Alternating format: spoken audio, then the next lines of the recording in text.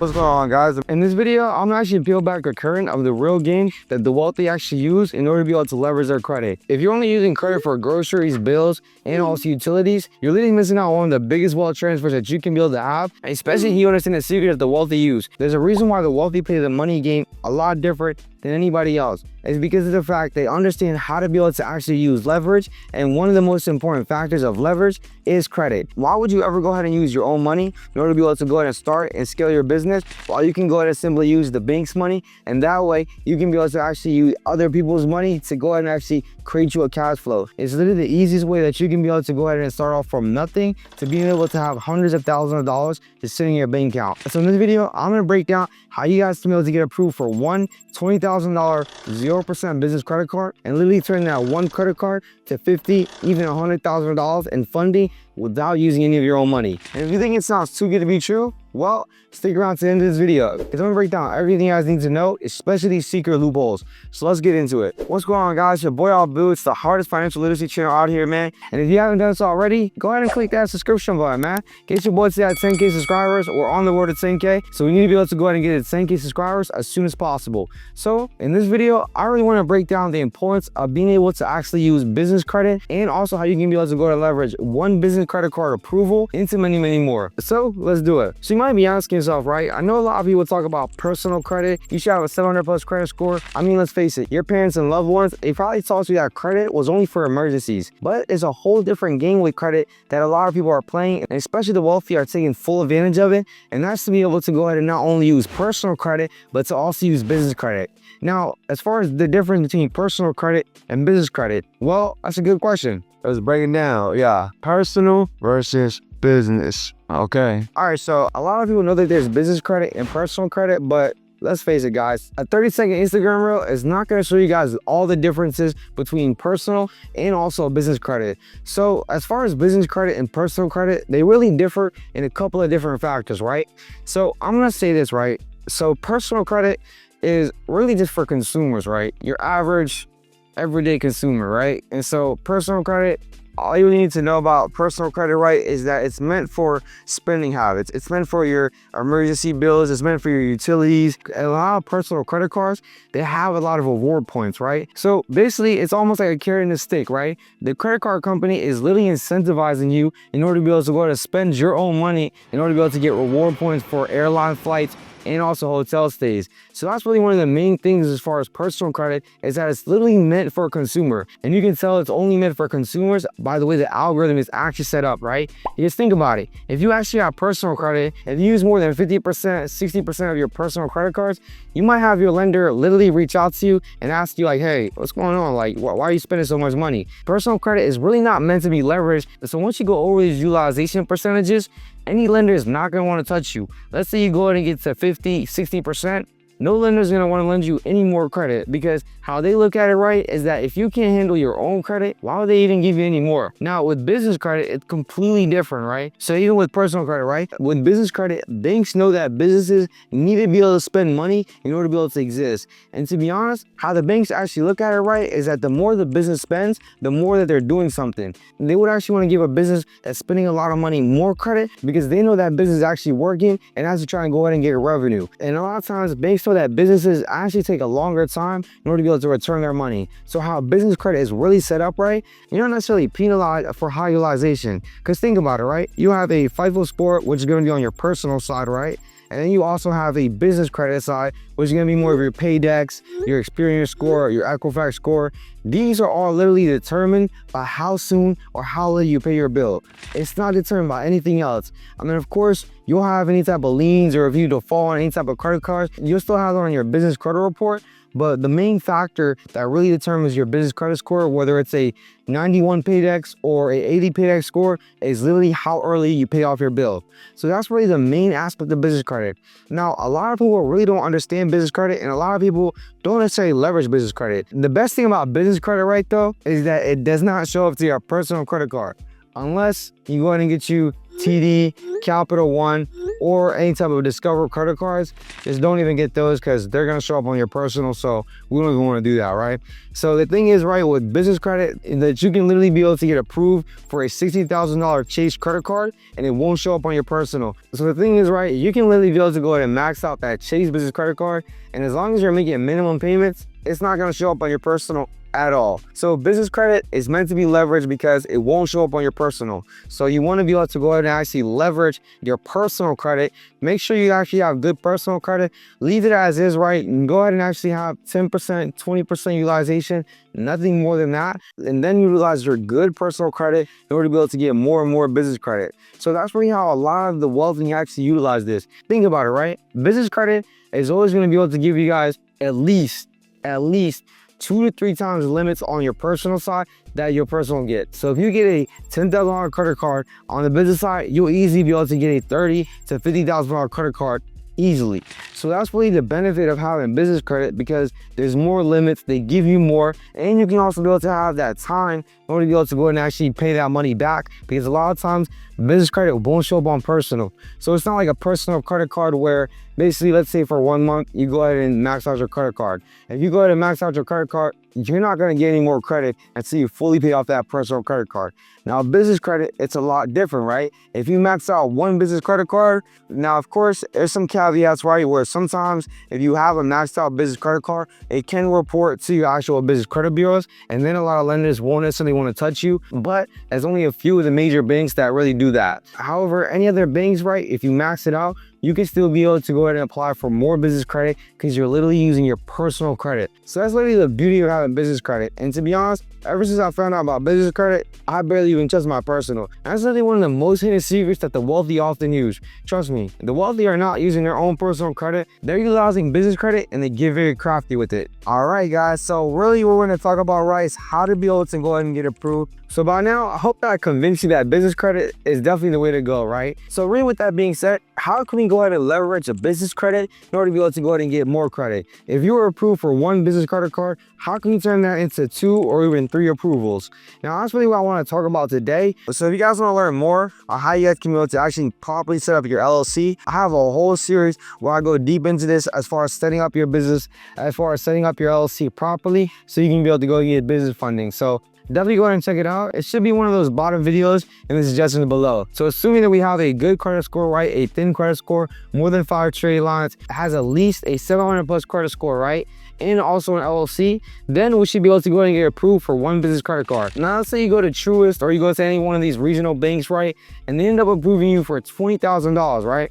So let's say Truist ends up approving you for $20,000. So we're at right here, it ends up giving you 20K. So if they gave you 20K, right? And so a lot of times, whenever you get these 20K credit cards, or even with Chase or with a lot of these different banks, they often offer a 0% introductory offer. So really what that means, right, is that for 9 months, 12 months, 18 months, it really just depends on what card you end up choosing, because Elon Financial actually has terms from 12 to 18 months of 0%. Now, Chase actually has about 12 months, and Truist actually has anywhere from 9 months all the way to 12 months. So let's say we go ahead and went with Truist, and they ended up giving us 4 months of 0%, right? Percent for 12 months. A lot of people, when they hear 0%, 0% this, 0% that, they often really get scared, bro. I'm trying to tell you this, man. I'm trying to tell you this, bro. So whenever people hear this 0% offer, right, it's so funny to me, because a lot of times they just think it's way too good to be true, right? And they're kind of running away from it because of the fact they're like, oh no, the banks already know what they're doing, right? And it's so funny to me because when people hear 0%,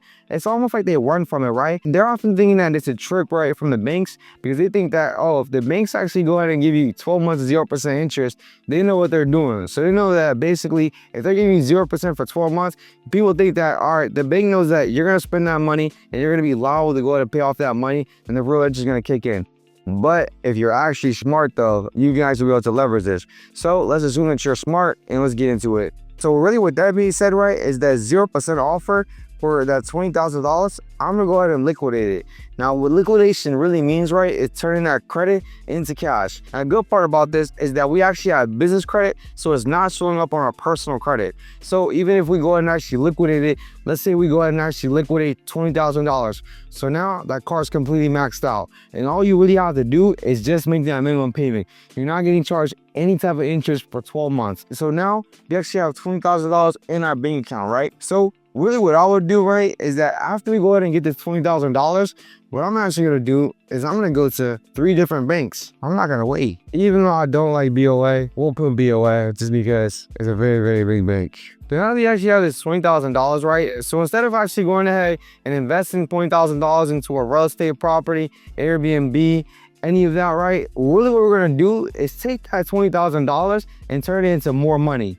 Now, if you have $20,000, why wouldn't you go ahead and establish relationships with other banks so then they can be able to go ahead and lend you the money? The banks are not necessarily gonna know where that money is coming from. As long as you go ahead and pay it back, that's all they care about. So really what you're gonna do, right, is take that $20,000.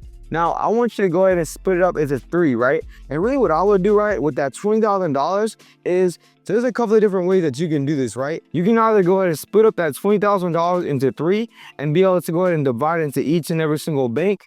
Or what I'm actually gonna do is go ahead and take that $20,000 and I'm gonna go to Chase first. That full $20,000, right? I'll go to Chase first. This is gonna be the first bank. And usually what I would do, right, is leave that $20,000, go ahead and deposit it. So I'm gonna go, I'm gonna go ahead and open up a business checking account. And I'm not gonna go ahead and apply for any type of credit cards right off the bat. The most important thing, whenever you're dealing with any type of banks, right, is to go and actually establish that relationship off the bat. Just think about it. If you guys walk into the bank, right, they have no incentive in order to be able to give you guys a high limit at all. All they're gonna give you is the bare minimum. But if you're able to go and establish a relationship anywhere from 60 to 90 days, 90 days more preferable, right? Then the bank actually understands your deposit history. It understands all the different factors and also understands you as a consumer. So a lot of us know how fractional reserve banking works, right? Is that banks can be able to lend out more money, the more money you have with them, right? So it actually makes sense, right, to be able to go and deposit money so the bank can actually hold on to it and be able to lend it out to more people. So now they actually trust you more as a customer. And of course, this actually goes more into the banking tier system, where the bank actually has a tier system in a 90-day period. So that's really what we're trying to do, right, is make sure that the banks really trust us. So after I go ahead and actually have this $20,000, what I'm actually gonna do, right, is I'm gonna hold it for 90 days. And don't worry, guys, we still got 12 months, so we still got time, right? So it's not gonna be an issue. So really what I'm gonna do, right, is I'm gonna go ahead and hold it for 90 days. So after I hold it in for 90 days, I'm gonna go ahead and apply for a business credit card. And usually with Chase, right, Chase gives out some big boy limits. I'm not even gonna lie. My clients get approved for 65, 75K all the time, but it's crazy. But anyways though, so really Chase, if we go ahead and leave $20,000, I'm super confident they'll give us at least, I'll make this easy, man, because I know on YouTube they be capping. But I'll make this easy for you guys. And I know that Chase could probably give you 60, but let's say for round numbers, they give us $50,000, right? So they give us $50,000 on a business credit card. And remember, we use our actual personal credit. So they're not necessarily aware of the Truist card. They don't necessarily know anything about that. Truist is still fine. We're still making the minimum payments every single month. So we're not getting any type of late fees and we're still in good standing.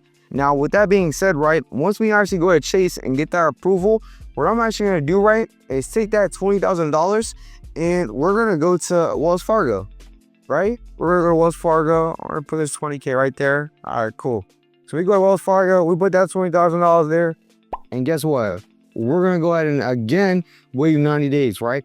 So once we go ahead and wait 90 days, that gives the banks enough time in order to be able to understand us as a customer, so then they can be able to go ahead and make sure that they give us money. Now, of course, we're gonna wait 90 days. Oh, cool. All right. Now, after we wait 90 days, let's say Wells Fargo. Let's say that we had a 20 ball in there, right? Let's say they give us about $30,000, right? Let's be conservative, right? And so with Wells Fargo, they'll give us about $30,000. Cool.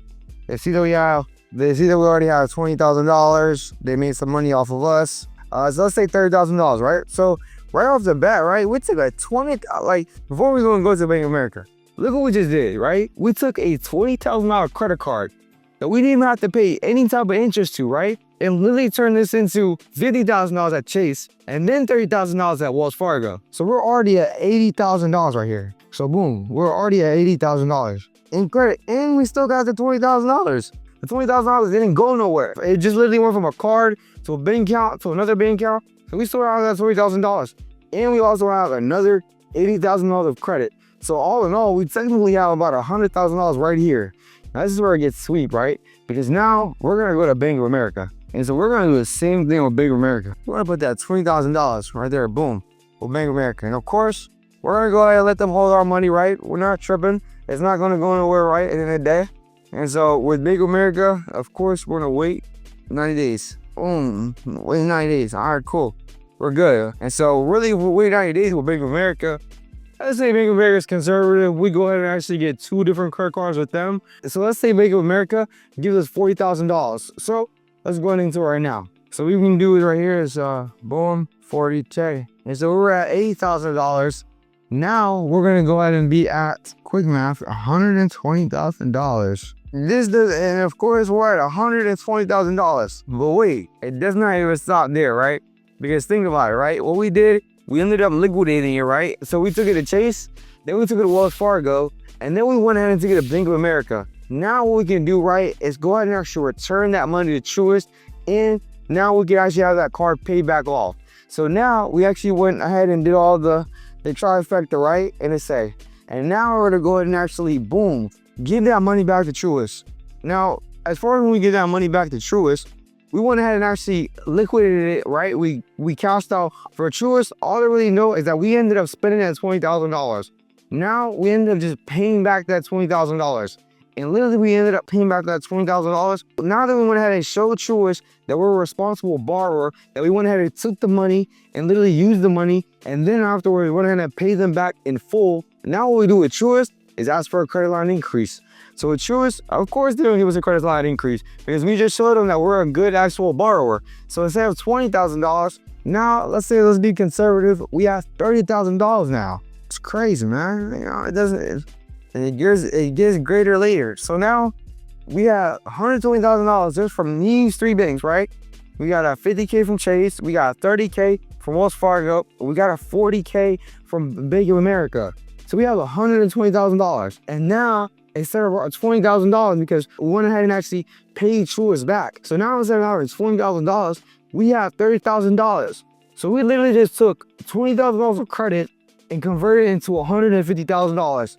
Now, for all your imaginators, of course, you have to take down the $20,000. It will probably add $130,000, but still, we just got $130,000 of increased of credit just by you being able to utilize a $20,000 business credit card by leveraging a 0% interest credit cards. And keep in mind, we didn't even pay any type of interest because this is 90 days, this is 90 days, and this is 90 days. So this is 3 months, 3 months, and 3 months. So it's all 9 months. And we had 12 months of 0% interest. So we could technically go ahead and do this with another bank if we wanted to.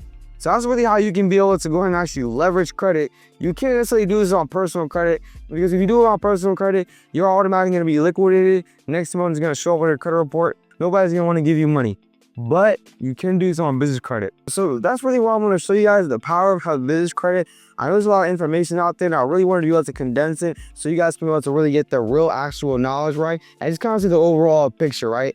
And if you guys can be able to go ahead and understand this and how to be able to leverage credit, you'll never have a money problem ever again. So I really hope this video is helpful. Like always, man, I really appreciate you guys for tapping in. And make sure you guys go ahead and subscribe. Get your boys to that 10K subscribers as soon as possible. And like always, I'll see you at the top, my boy.